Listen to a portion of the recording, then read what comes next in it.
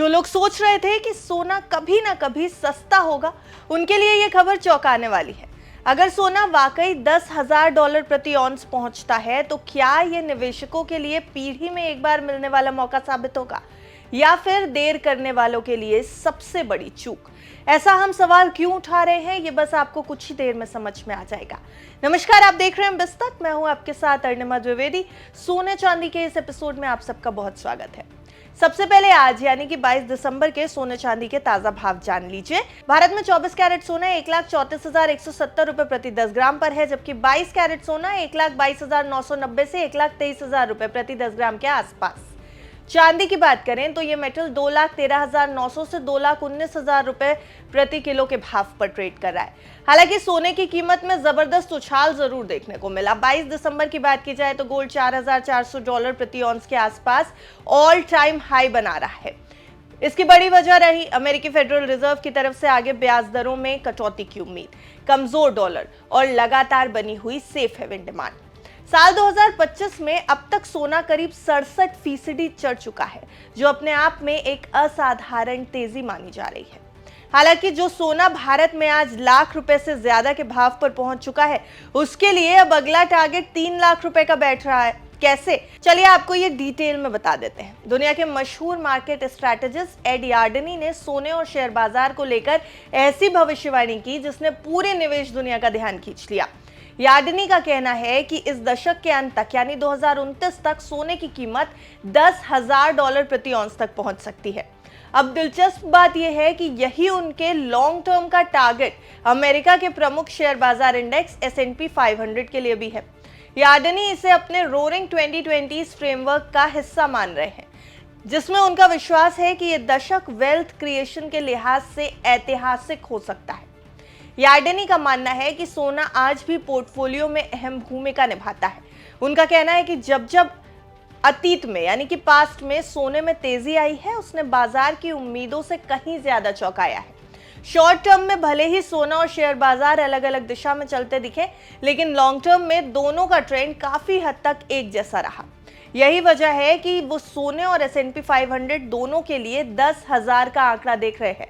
America के share बाजार को यार्डनी पॉजिटिव मानते हैं। उनके मुताबिक S&P 500 इंडेक्स 2026 के अंत तक 7,700 के स्तर पर पहुंच सकता है। फिलहाल ये इंडेक्स करीब 6,800 के आसपास कारोबार कर रहा है, यानी यहां से करीब 10 से 13% की और तेजी की गुंजाइश वो देख रहे हैं। अब उनका यह भी कहना है कि S&P 500 लगातार तीसरे साल डबल डिजिट रिटर्न की ओर बढ़ रहा है, और अगर हालात अनुकूल रहे तो चौथा साल भी ऐसा हो सकता है। भारत को लेकर भी यार्डनी ने अपनी राय रखी। उनके मुताबिक 2025 भारतीय शेयर बाजार के लिए कंसोलिडेशन का साल हो सकता है, क्योंकि पिछले कुछ सालों में यहां जबरदस्त तेजी देखी गई। हालांकि 2026 में वो सुधार और नए हाई की संभावना भी देखते हैं, खासकर अगर अमेरिका के साथ ट्रेड बातचीत में कोई पॉजिटिव नतीजा निकलता है तो। चीन की तुलना में उन्होंने निवेश के लिए भारत को तरजीह दी है, क्योंकि उन्हें भारत का लीगल और कॉर्पोरेट सिस्टम ज्यादा भरोसेमंद लगता है। वैसे आर्टिफिशियल इंटेलिजेंस यानी AI को लेकर भी यार्डनी का नजरिया थोड़ा बैलेंस नजर आ रहा है। उनका मानना है कि आने वाले समय में AI थीम ज्यादा वॉलेटाइल हो सकती है।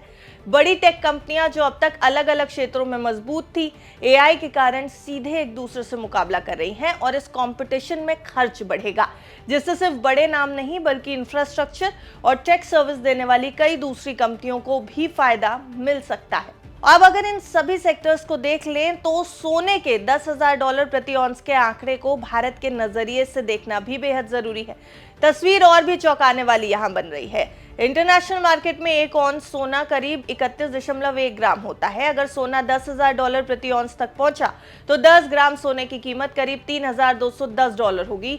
मान लीजिए उस समय डॉलर या रुपया 85 से 90 रुपए के बीच रहा तो 10 ग्राम सोना 2.7 से 2.9 लाख रुपए के पास बैठता है। इंपोर्ट ड्यूटी, GST जोड़ने के बाद भारत में फिजिकल गोल्ड की कीमत 3.1 से 3.3 लाख रुपए प्रति 10 ग्राम तक तक जा सकती है, यानी सोना हो जाएगा 3 लाख रुपए के पार। इसका मतलब यह है कि जो सोना आज 70-75 हजार से लेकर 1 लाख रुपए तक में मिल रहा है, वो आज से अब और 4 गुना ज्यादा महंगा हो सकता है। जो लोग सालों से सोना सस्ता होने का इंतजार कर रहे हैं, उनके लिए अनुमान थोड़ा चिंता बढ़ाने वाला है। वहीं जो निवेशक सोने में लॉन्ग टर्म एसेट मानकर निवेश कर रहे थे, उनके लिए ये पीढ़ी में एक बार मिलने वाला बड़ा मौका हो सकता है। यार्डनी की ये सोच साफ इशारा कर रही है कि आने वाले साल सोने और शेयर बाजार दोनों में वेल्थ बनाने के लिहाज से बेहद अहम हो सकते हैं। लेकिन आपको क्या लगता है, और आप क्या सोने के सस्ते होने का इंतजार कर रहे थे या थोड़े और बेहतर रिटर्न्स की उम्मीद लगा रहे थे? जरूर कमेंट बॉक्स में अपनी राय बताइएगा। सोने चांदी का ये शो आपको कैसा लग रहा है वो भी हमें जरूर बताइए। देखते रहिए विस्तार।